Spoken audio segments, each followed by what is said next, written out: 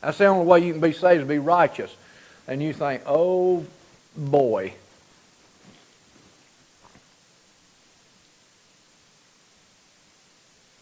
Some of you are probably thinking, I lost that one way back in kindergarten, being righteous.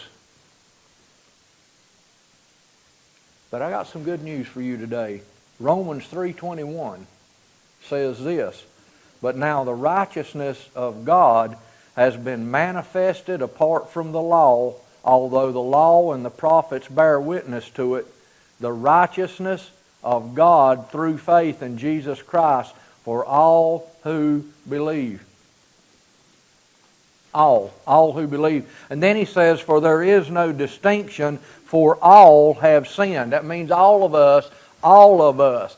I have and you have. All of us have sinned and fall short of the glory of God. In other words, that means the only way that you could have gotten to heaven is to have lived a sinless life. But the first time that a bad thought came to your mind about somebody else, that was it.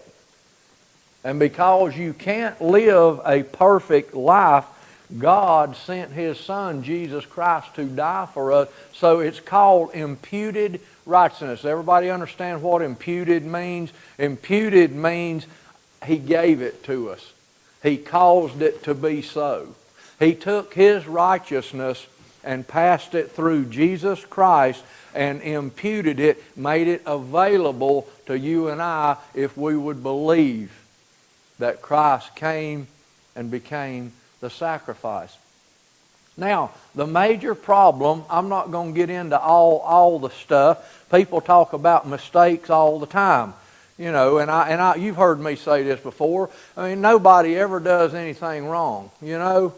I mean, I watch, much to my wife's chagrin, I watch these cold case file, forensic file stuff. I mean, happy stuff, you know.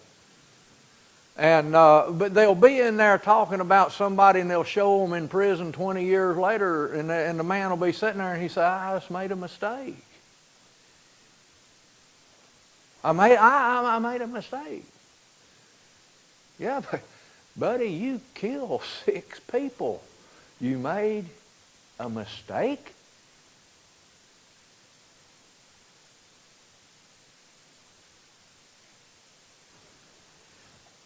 You see, when we say, I made a mistake, I inherited my father's stuff. And the reason that we do away with the word sin, it's ugly, isn't it? That sin, S-I-N, that's a 3-letter word. That's way uglier than all the 4-letter ones put together. Because if none of us in here are sinners, this is the root issue I want you to understand. Maybe if you take notes in here, write this down. If I'm not a sinner, I don't need a Savior.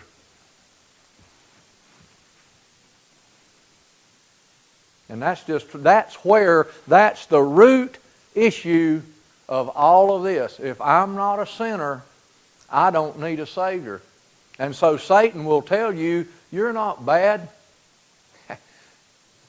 You inherited that. Bernie Madoff, he just made a mistake. Everybody remember Bernie Madoff, the one that made off with all everybody's money? You know, he made a mistake. For years and years and years and years and years and years and years and years and years, made a mistake. No, the man was a thief. And it's sinful behavior is what he was doing. And until he realizes that, there's no fix for that.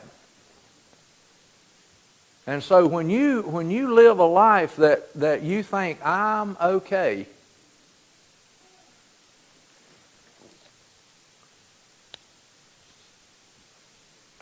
that gets us in trouble.